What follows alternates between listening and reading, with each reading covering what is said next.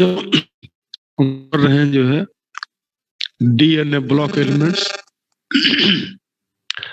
उस दिन हमने पढ़ाया था आप लोगों को कि व्हाई ट्रांजिशन एलिमेंट्स है हाई एंथैल्पी ऑफ एटमाइजेशन। आपको याद हो गया होगा जिन बच्चों ने पढ़ा होगा, because transition elements have more number of unpaired electron so they form strong metallic bond. What is enthalpy of atomisation? The amount of energy required to convert 1 mole of crystal lattice into 3 atoms is known as enthalpy of excitation. मैंने आपको बताया था कि why transition elements form complex compound. This is because they have small atomic size, high nuclear charge, and presence of vacant d orbital in which they accept electron of the ligand. Ligand क्या होते हैं आपको पढ़ाएगा जो है chapter आपको जो है 9 में। इसका अगला जो चैप्टर पढ़ाऊंगा उसमें सब पढ़ाया जाएगा आपको लिगेंड क्या होते हैं। Why transition elements have interstitial compound? This is because transition elements have vacant space in their crystal structure. Transition elements have vacant space in their crystal structure in which atoms of smaller element like hydrogen, boron, carbon, nitrogen, etc. get trapped, and it is called interstitial compound. Since gap of the transition gap between the transition metal is filled, that's why interstitial compound have similar chemical properties, but they have different physical properties like density, conductivity, hardness. ये better होता है than the parent transition metal. कौन कौन से interstitial compound होते हैं आपको बताया था मैंने आपको। टाइटेनियम कार्बोनेट होता है, मैग्नीशियम नाइट्राइड होता है, फेरिक हाइड्रोक्साइड होता है, टाइटेनियम डाइहाइड्राइड होता है, स्टील होता है, सब हमारे इंटरस्टिशियल कंपाउंड है। Why transition elements are used as a catalyst? This is because they have partially free d orbital, they form reaction intermediate, and they provide large surface. ये तीन रीजन होते हैं। That's why transition elements are used as a catalyst. क्या क्या होते हैं? Transition elements have partially spread orbital. They provide reaction. They form reaction intermediates, and they provide large surface area.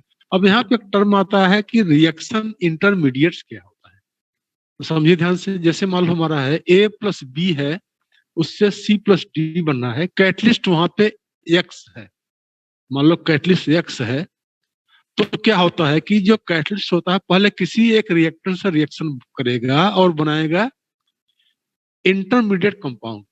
उसके बाद इंटरमीडिएट कंपाउंड जो होता है दैट विल बी, वो अनस्टेबल होता है, immediately it will combine with another reactant to form product and catalyst becomes free. ये होता है रिएक्शन इंटरमीडिएट। कैसे एग्जांपल के लिए समझिए, जैसे मान लो A प्लस बी और वहां पे X कैटलिस्ट है, तो पहले क्या रिएक्शन होगा? मान लो उसने A प्लस X रिएक्शन किया, यानी रिएक्टेंट कैटलिस्ट ने रिएक्टेंट A से किया रिएक्शन, तो A plus X equal to AX, this is the reaction intermediate. अब AX will be again reacts with another reactant, तो AX plus B gives AB plus, आपका catalyst free हो गया।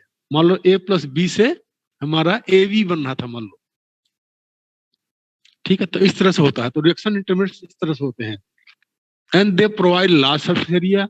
अब कौन कौन से एलिमेंट होते हैं जो कि ये होते हैं कैटलिस्ट तरह? तो आप जानते हो आयरन है, कोबाल्ट है, निकिल है, प्लेटिनम है, क्रोमियम है, वेनेडियम है, मैग्नीज है, ये सब होते हैं कैटलिस्ट तरह जो है। बहुत सारे कैटलिस्ट आप पहले भी पी ब्लॉक में पढ़ चुके हैं। ये सब मैंने आपको ऑलरेडी पढ़ा दिया था उस दिन। हम पढ़ा रहे थे आपको उस दिन जो है एलॉय फॉर्मेशन।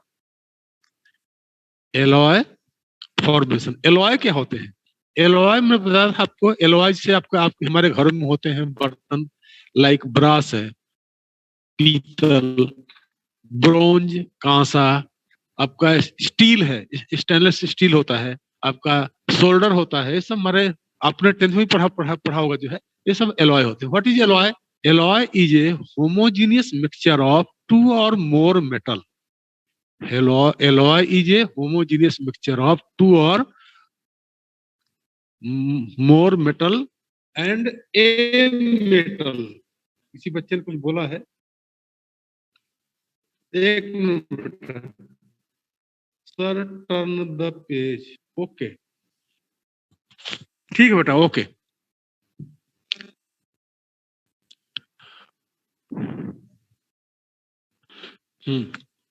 एलॉय क्या होता है? Alloy is a homogeneous mixture of two or more metal and a metal and one or more non metal. ठीक है, जैसे एग्जांपल के ब्रास है. ब्रास किसका मिक्सचर है? ये हमारा होता है कॉपर और जिंक का मेटल होता है, कॉपर और जिंक का. ऐसे आपका जो है ब्रोंज होता है वो कॉपर और टिन का होता है. आपका जो आपका स्टील होता है आयरन और कार्बन का होता है. तो ये हो गया आपका एलॉय के बारे में. अब क्वेश्चन हमारा क्या है कि why transition elements form alloy. Transition element जो होते हैं एलॉय फॉर्म क्यों करते हैं? तो कारण क्या है? बिकॉज ट्रांजिशन मेटल या transition elements have similar size. Transition element के साइज में भी मैंने साइज के बारे में पढ़ाया नहीं है, पढ़ाऊंगा जो है. तो ज्यादा साइज में कोई ज्यादा वेरिएशन नहीं है. तो transition elements have similar size so that atoms of one transition element can be replaced by the other. This is called alloy. देखो मैंने लिखवाया हुआ है कि transition elements have nearly equal atomic size. Therefore, atoms of one transition element can be replaced by the atoms of another element, and alloy is formed. Alloy have good metallic properties than pure metal. आप जानते हो कि जैसे जैसे आपका जो है आप जानते हो कि ब्रास है. ब्रास मतलब पीतल होता है. ये बनता है इसमें जो है कॉपर से बनता है. आप जानते हो कॉपर में क्या होता है? कोरोजन हो जाता है, लेकिन ब्रास में जो है कोरोजन होता है. या स्टील, स्टील किससे बनता है? आयरन से होता है. आयरन में कोरोजन हो जाता है, लेकिन स्टील में कोरोजन का अगर काफी अच्छे अच्छे दर्जे का स्टील है उसमें कोरोजन नहीं होगा या कम होता है. इसके अलावा जो एलॉय होता है ज्यादा मजबूत होता है, उसमें स्ट्रेंथ ज्यादा होती है. इसलिए एलॉय जो होता है this is the better than parent metal. जिससे बना हुआ है उससे एलॉय जो है दिस इज बेटर होता है. तो आपने ये चीज सीख लिया. तो क्वेश्चन हमारा क्या है कि why transition element form alloy. तो क्या बताओगे? Because transition elements have similar size. So सब बच्चे इसको ध्यान से भी आप पढ़ते ध्यान से सुनते जाओगे, आपको सब कुछ क्वेश्चन यही याद होते जाएंगे. तो transition elements have similar size so that atoms of one transition element can be replaced by the other transition element and this is called alloy. ठीक है. एलॉय क्या होता है? आपका स्टेनलेस स्टील है, आप जानते हो. ये बनता है आयरन और कार्बन को मिला करके बनता है, लेकिन ये काफी बेटर होता है किससे? आयरन से. अब नेक्स्ट टॉपिक आपका है आयनाइजेशन एंथैल्पी. किसकी आयनाइजेशन एंथैल्पी? ट्रांजिशन एलिमेंट की होती है.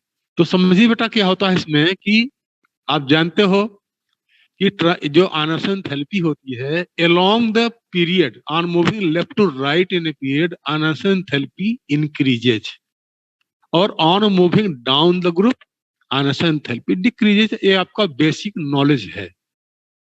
on moving left to right in a period ionisation enthalpy increases and on moving down the group ionisation enthalpy decreases. ये आप जानते हो.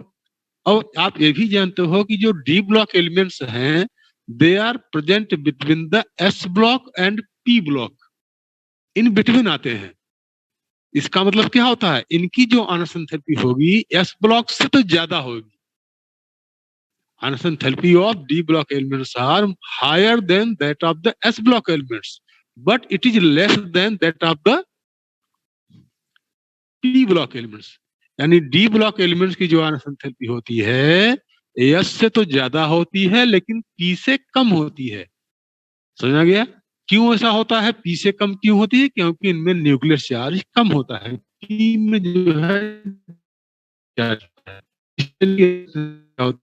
कम होती है. पी ब्लॉक से न्यूक्लियर चार्ज क्या होता है? कम होता है. दूसरी बात ये भी समझिए एक तो न्यूक्लियर चार्ज वाली बात है, इसमें एक बात और होती है वाली बात होती है, उसको ध्यान समझे कैसे होती है। आप जानते हो कि आयरन का इलेक्ट्रॉनिक कन्फिग्रेशन होता है 4s2 3d5। यहाँ पे क्या होता है, आयरन में 3d5 जो होता है एग्जैक्टली हाफ थ्रेड है, हर ऑर्बिटल में 1 इलेक्ट्रॉन। लेकिन जैसे ही हमारा आता है आयरन के बाद जो है हमारा जो है, सॉरी, आयरन में थर्ड आपका 6 हो जाता है, एक इलेक्ट्रॉन पेयर हो जाता है, यानी इसका होता है 4s2 3d6 होता है। क्वार्ट में 4s2 3d7 होता है। यानी जैसे ही इलेक्ट्रॉन की, यानी मैग्नीज में होता है 4s2 3d5, मैग्नीज में होता है 4s2 3d5, यानी एग्जैक्टली हाफ पीरियड है। आयरन में एक पेयर्ड हो जाता है इलेक्ट्रॉन, और कोबाल्ट में 2 पेयर्ड हो जाते हैं। तो जैसे ही इलेक्ट्रॉन में पेयरिंग होती है, there is repulsion takes place between the electron. और ये क्या करता है, it oppose the attraction of nucleus on the electron. इसे बोलते हैं स्क्रीन इफेक्ट बोलते हैं। जैसे जैसे इलेक्ट्रॉन पेयरिंग बढ़ती जाएगी डी ब्लॉक में, वैसे वैसे क्या होगा, स्क्रीन इफेक्ट बढ़ेगा। और ये क्या करता है, it opposes the attraction of nucleus on the attraction of nucleus on the electron. और जब अट्रैक्शन कम हो जाएगा तो साइज क्या होगी तुम्हारी, क्या होगी, धीरे धीरे कम हो जाएगी। उतना नहीं कम होगी, कम कम होगी। यही है, तो इनकी जो अनसंथैल्पी होती है वो कम होती है। लेकिन यहाँ पे एक क्वेश्चन और बनता है कि जो थर्ड अनसंथैल्पी होती है, सॉरी, जो थर्ड सीरीज की अनसंथैल्पी होती है वो सेकंड से ज्यादा होती है। Enthalpy of third series is higher than second series. तो कारण क्या होता है, थर्ड ट्रांस सीरीज में इसमें 4f14 सब में होता है। थर्ड ट्रांस सीरीज में 4f14 सब में होता है। इसकी स्क्रीन इफेक्ट सबसे पुअर है, क्योंकि ये क्या है कि 4 सेल से छठे सेल को वो क्या करता है, उसको अट्रैक्ट करता है। तो इसकी स्क्रीन इफेक्ट सबसे कम होती है। इसलिए अट्रैक्शन जो न्यूक्लियस होता है वो बना रहता है, और आइंस्टीन क्या होती है, कम होती है। तो मैंने 2 चीज बता दिया है। एक तो इनकी कम क्यों होती है, क्योंकि poor screen effect of the F block के कारण होती है, इसलिए थर्ड एंथैल्पी ज्यादा होती है सेकंड से। तो ये सब बात मैंने आपको बता दिया है। एलवाई का एंथैल्पी का सब हो गया जो है। यहाँ एक क्वेश्चन है, कई बार पेपर पूछा भी जाता है, इसलिए मैंने यहाँ लिखा हुआ है, why K2PtCl6 is a well known compound but corresponding nickel यानी Ni2PtCl6 is not known। यानी K2PtCl6 is a well known compound but corresponding nickel यानी Ni2CL6 is not known। कारण क्या होता है, the PT+4 compounds more stable than Ni+4 compound। Platinum plus 4 compound होते हैं, they are more stable than Ni+4 compound. इसको आप देख सकते हैं इसके कॉन्फ़िगरेशन करके भी। Because the sum of first 4 enthalpy of platinum is less than first 4 enthalpy of the nickel. समझिए, PT4 बनाने के लिए, यानी आप देखो K2PtCl6 है, इसमें ऑक्सीजन स्टेट कितना है, प्लेटिनम का +4 है। तो 4+4 ऑक्सीजन के लिए ज्यादा ज्यादा एनर्जी चाहिए होती है। तो लेकिन इसका कम है, निकल का ज्यादा है। अगर Ni2 और PT यानी K2NiCl6 बनाओगे, K2NiCl6 बनाओगे तो उसका एनर्जी ज्यादा होती है, और K2PtCl6 बनाने के लिए एनर्जी जो है कम होती है। ये चीज है इसमें। तो आपने भी ये सब चीज पढ़ लिया है। अब हम बात करेंगे इधर,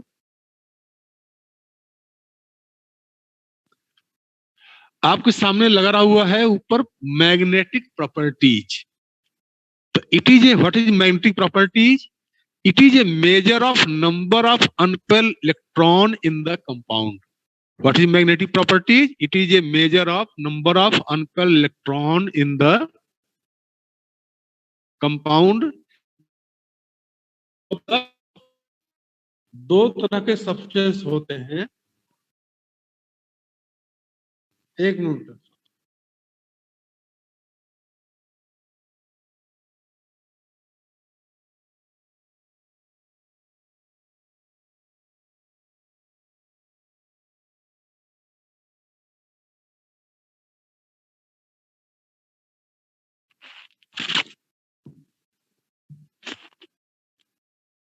तो मैग्नेटिक प्रॉपर्टी क्या होती है? It is a measure of number of unpaired electron in the compound. यानी मैग्नेटिक प्रॉपर्टी क्या करता है? ये मेजर करता है कितने कंपाउंड में अनपेयर इलेक्ट्रॉन होते हैं। There are two type of there are two types of compound. कौन कौन से होते हैं?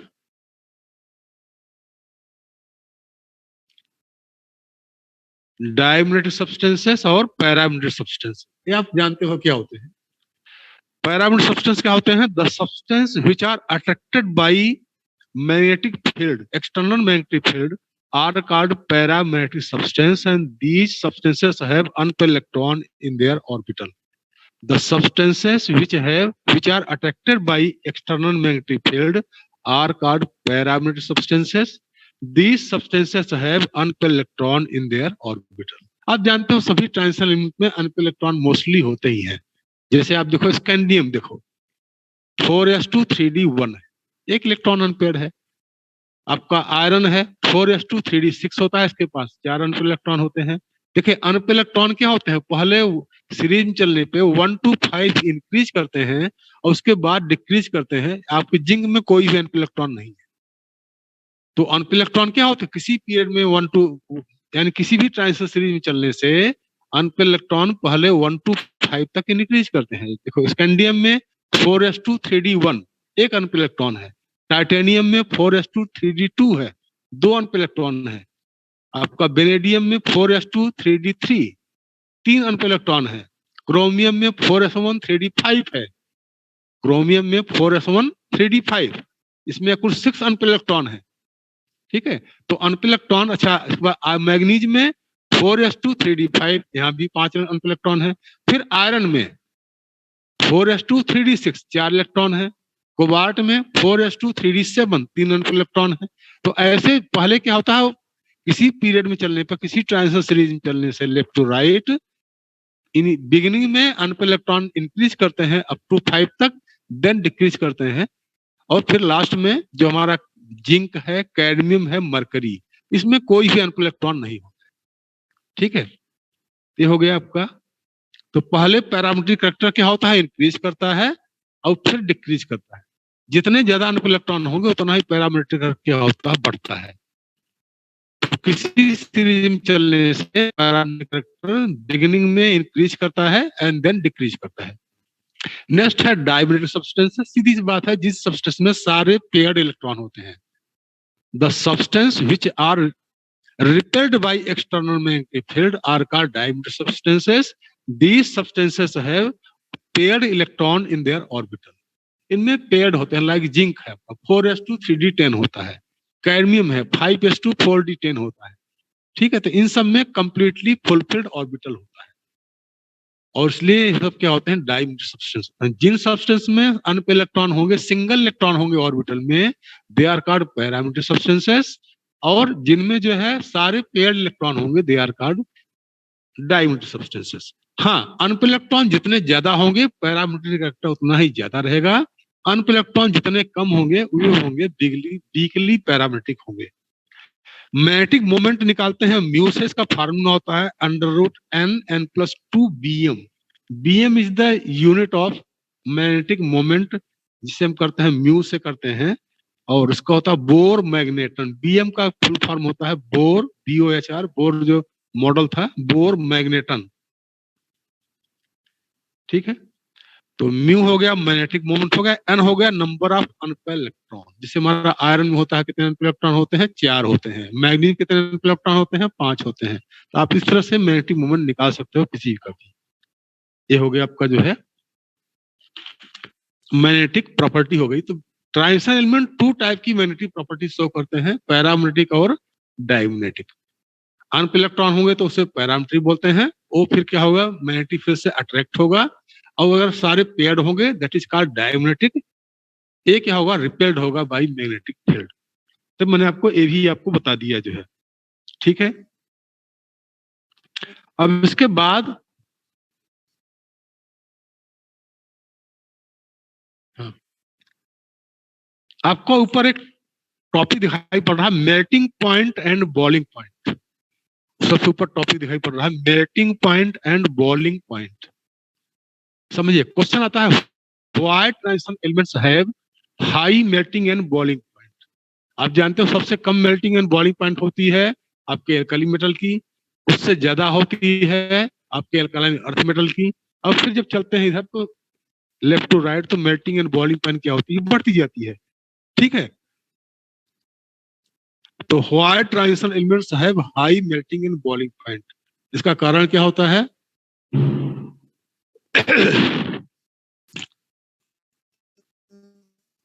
एक मिनट बच्चों क्या बोल रहे थे?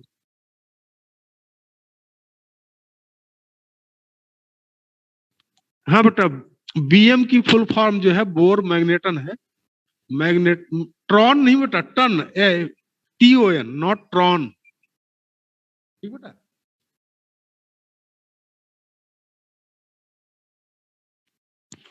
बोर मैग्नेटन बोलते हैं, नॉट नॉट मैग्नेटॉन। बुक बेटा बोर मैग्नेटन।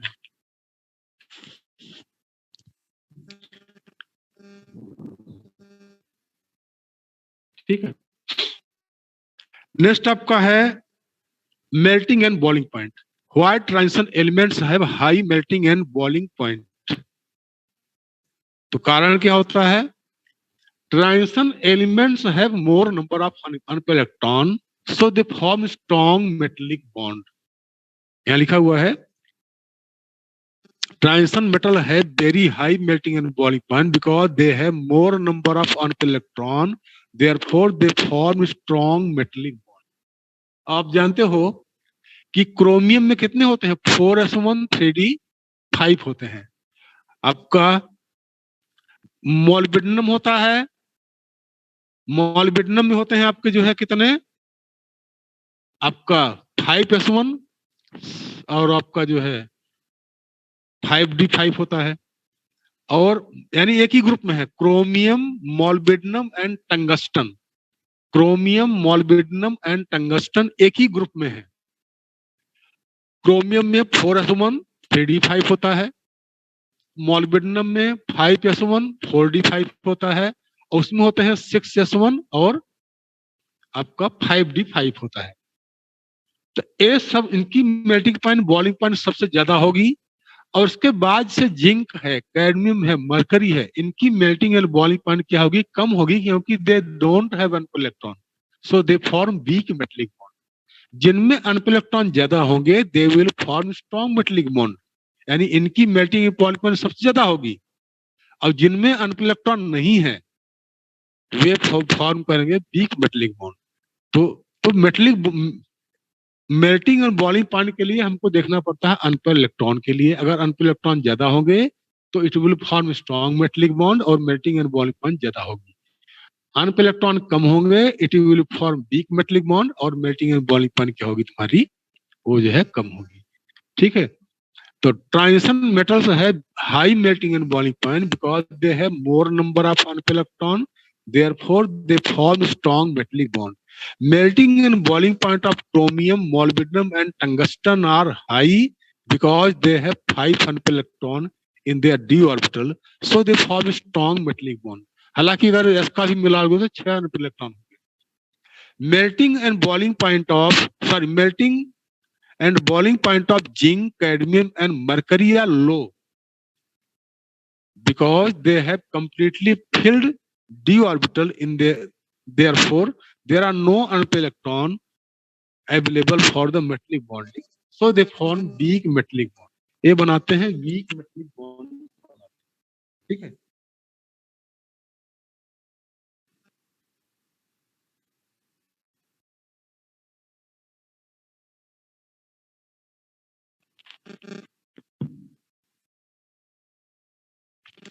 ये हो गया आपका मेल्टिंग एंड बॉइलिंग के बारे में। अब नेक्स्ट आता है ऑक्सीडेशन स्टेट के बारे में आता है। ऑक्सीडेशन स्टेट आप जानते हो, आपको पढ़ाया गया था पहले भी कि ट्रांजिशन एलिमेंट सोज वेरिएबल ऑक्सीजन स्टेट। जैसे एग्जांपल के लिए Fe जो होता है आपका Fe+2 भी करता है, Fe+3 भी करता है। ठीक है, आपका कॉपर है, कॉपर +1 भी करता है, कॉपर +2 भी करता है। आपका मरकरी है, ये प्लस भी करता है, +2 भी करता है। लेकिन कुछ कुछ ट्रांजिशन एलिमेंट क्या होते हैं, जीरो भी शो करते हैं। जैसे हमारा जो है निकिल है, आयरन है, ये जीरो भी शो करते हैं। लेकिन ये कोई जरूर नहीं है कि जीरो सभी कंपाउंड करते हैं, किसी किसी कंपाउंड में जीरो भी करते हैं। लाइक NiCO का होल 4 है, NiCO का होल 4, निकिल टेट्रा कार्बोनिल बोलते हैं इसको जो है उसमें। अब आईपीसी नेम इसका पढ़ोगे नेक्स्ट चैप्टर में, तो इसमें Ni का जीरो होता है। FeCO का होल 5, इसमें भी निकिल का जीरो होता है। तो क्वेश्चन हमारा ये नहीं है, क्वेश्चन हमारा है कि why transition form so variable oxygen state, why transition so variable oxygen state. तो उसका कारण क्या है लिखा हुआ है यहाँ पे, देखिए, ट्रांजिशन एलिमेंट्स है partially field D orbital in their D orbital. आप जानते हो कि उनमें जो है, सॉरी, ट्रांजिशन एलिमेंट्स है partially field D orbital and they use their D orbital and electrons of s orbital for the bond formation, therefore they show variable oxygen state। यानी वे outermost S electron को और D electron को use करते हैं bond बनाने में, that's why they show variable oxygen state. समझ में गया? ये होता है। एग्जांपल के जैसे हमारा है जो है, आप जानते हो कॉपर है, कॉपर में होता है 4s1 3d10 होता है, 4s1 3d10। अगर खाली s का इलेक्ट्रॉन यूज करेगा कॉपर तो बनाएगा +1 ऑक्सीडेट, यानी Cu+ हो जाएगा। लेकिन मान लो उसने एक डी का भी इलेक्ट्रॉन यूज किया, यानी एक इलेक्ट्रॉन उसने s का लूज किया, दूसरा इलेक्ट्रॉन उसने डी का यूज किया, लॉस किया, तो क्या हो जाएगा, इसके पास 2 अनपेयर इलेक्ट्रॉन हो जाएंगे, इसलिए +2 ऑक्सीजन स्टेट भी शो करेगा। कौन ट्रांजिशन में कितना ऑक्सीजन स्टेट शो करता है, इसको मैं आपको जैसे पीडीएफ बना के तीनों सीरीज का डाल दूंगा आज, ठीक है। लेकिन फिलहाल कैसे करते हैं variable oxygen state show, because transition element uses electron present in the D orbital as well as in the S orbital for the bond formation. वैसे मैंने आपको पी ब्लॉक में पढ़ाया भी था, जैसे आपने देखा था क्लोरीन है, सल्फर वगैरह होते हैं, कैसे जो है +2 +4 +5 +7 कैसे करता था, मैंने दिखाया था आपको। लेकिन फिर भी कौन ट्रांजिशन एलिमेंट कितना करता है, मैं इसका पीडीएफ पार्ट डाल दूंगा आपको, तो वहां से आप लोग देख लेना कैसे होता है, ठीक है। तो और क्या है जो है, in the +2 and +3 oxygen state bond form mostly ionic. अगर किसी ट्रांजिशन एलिमेंट का ऑक्सीजन स्टेट +2 या +3 है तब तो आयनिक कंपाउंड होगा। लेकिन अगर ऑक्सीजन स्टेट +3 से ज्यादा है तो वो होते हैं कोवलेंट कंपाउंड। क्योंकि आप जानते हो कि 2 इलेक्ट्रॉन 3 इलेक्ट्रॉन लूज होने के बाद अगला चौथा इलेक्ट्रॉन लूज करना इतना आसान नहीं होता है, क्योंकि इलेक्ट्रॉन लूज करने के लिए हाई आयनिक एंथैल्पी की जरूरत पड़ती है, ठीक है। तो +2 +3 तो this is the ionic compound. लेकिन अगर ऑक्सीजन स्टेट हायर है तो that is the covalent compound होते हैं, ठीक है।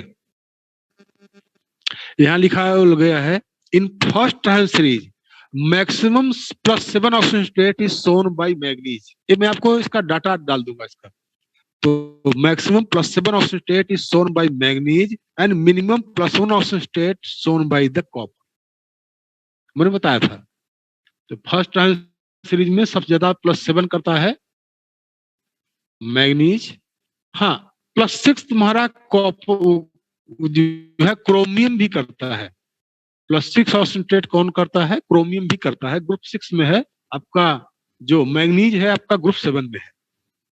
Nickel and iron also show 0 oxygen state in their compound. मैंने बता दिया है NiCO का होल 4 और FeCO का होल 5, तो आपने देख लिया है कि वो दिए गए हैं।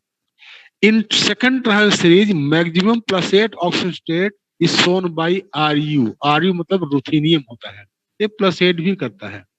इन third transition series maximum +8 oxygen state is shown by osmium, OS होता है, and +7 oxygen state shown by rhenium, Re। और Re also shows minimum of the -1 oxygen state, किसी किसी कंपाउंड में -1 भी करता है। तो आपने सीखा भी जो है कि अच्छा, जब चलते हैं हम किसी सीरीज में, ट्रांजिशन सीरीज में चलते हैं, तो हमारा जो ऑक्सीजन स्टेट होता है पहले क्या होता है, इंक्रीज करता है। जैसे मान लो आपका स्कैंडियम है, स्कैंडियम हुआ, इट्रियम हुआ, ये जो क्या करते हैं हमारे ओनली +3 ऑप्शन शो करता है, नॉट वेरिएबल। यहाँ क्वेश्चन आता है कि व्हाई स्कैंडियम हुआ, इट्रियम हुआ, लेंथेनम हुआ, they don't show variable option state. तो कारण क्या होता है कि स्कैंडियम में क्या होता है, स्कैंडियम में होता है 4s2 3d1। अगर अब इसका एटॉमिक नंबर 21 होता है, अगर 3 इलेक्ट्रॉन लूज कर देगा तो बनेगा कितना, 18। 18 मतलब आर्गन हो गया। तो after losing 3 electron, scandium have stable electronic configuration of the argon, इसलिए it does not show variable of state, क्योंकि 3 इलेक्ट्रॉन लूज करने के बाद स्टेबल हो जाता है। ऐसे आपका इट्रियम है, ये आपका 3 इलेक्ट्रॉन यूज करने के बाद क्रिप्टन बन जाएगा। लेंथनम है, वो भी आपका जीनन बन जाएगा। लेंथनम का 57 होता है और उसका 54 होता है, तो वो 54 बन जाएगा आपका जो है। तो इसलिए जो है लेंथनम होता, स्कैंडियम होता है आपका, इट्रियम है और कैडमियम, ये वेरिएबल ऑफ स्टेट शो नहीं करते हैं। कारण क्या होता है कि in +3 option state they have stable electronic configuration of the noble gases. यहाँ ये भी आपको जानना जरूरी। क्वेश्चन आता है कई बार कि why scandium does not show variable option state, क्या बताओगे, बिकॉज आफ्टर लूजिंग 3 इलेक्ट्रॉन, आपका स्कैंडियम हुआ यानी 80 सिंबल इसका होता है, 21 एटॉमिक नंबर होता है, आपका इट्रियम का 39 होता है। ये सब क्या होते हैं, they don't show variable option state. ठीक है, तो ये आपको इसको भी देख लेना पूछे। तो मैंने आपको बता दिया कि ऑक्सीजन स्टेट के बारे में। ऑक्सीजन स्टेट पहले क्या होता है, बढ़ता है, मालूम हुआ मैग्नीज का जो है, यानी स्टार्ट होता है +3 से, +3, +4, +5, +6 और +7, और उसके बाद फिर जाके फिर जिंक में आ जाता है +2 तक। जिंक कितना करता है, +2 करता है, खाली एक ही करता है। ठीक है, अब जिंक जो है जिंक हुआ, कैडमियम हुआ, ये दोनों +2 खाली करते हैं। कारण क्या है, क्योंकि इनके s से इलेक्ट्रॉन निकालने के बाद इनका d ऑर्बिटल कंप्लीटली फुलफिल हो जाता है, इसलिए खाली +2 करते हैं। अदर ऑप्शन स्टेट जो है जिंक भी नहीं करता है। कॉपर तो करता है, +1 +2 दोनों करता है। ये अब मैंने बता दिया ऑक्सीजन स्टेट के क्यों होता है, ऑक्सीजन स्टेट क्यों शो करते हैं, बिकॉज इनका जो है transition elements use their s orbital as well as electron present in the d orbital for the bond formation। अब एक और अच्छा टॉपिक है आपका जो है फॉर्मेशन ऑफ कलर्ड आयन या white transition elements form coloured compound. ये क्वेश्चन बहुत पूछा जाता है कई बार पेपर में कि white transition elements form coloured compound. तो कारण क्या होता है, most of the transition metal are coloured in their solid form और इन देयर सोल्यूशन फॉर्म। आप जानते हो कॉपर सल्फेट क्या है, ये आपका कॉपर ट्रांजिशन एलिमेंट उसका कंपाउंड है, ब्लू कलर का होता है, आपने खुद देखा है। आयरन सल्फेट जो होता है वो आपका ग्रीन कलर का होता है, यही कॉपर कंपाउंड है, आप जानते हो। ठीक है, तो most of the compounds of transition metals are coloured in solid form और इन सोल्यूशन। आप देखोगे कॉपर सल्फेट जो है सॉलिड फॉर्म में भी आपका ब्लू कलर का होता है। फेरस सल्फेट देखा होगा आपने जो है ग्रीन कलर का होता है आपका जो है सॉलिड स्टेट में भी, और सोल्यूशन में भी उसी कलर के होते हैं। अब इसका क्या रीजन है, तो ट्रांजिशन एलिमेंट्स है partially filled d orbital. These d orbitals are degenerate in nature. ठीक है, but when any ion approaches to the transition element, then their degeneracy is broken and 3 orbital. देखो होता क्या है, ट्रांजिशन एलिमेंट में 5 orbital होते हैं। आप देखो नीचे वहां बनाया हुआ है ये चीज, आप देखो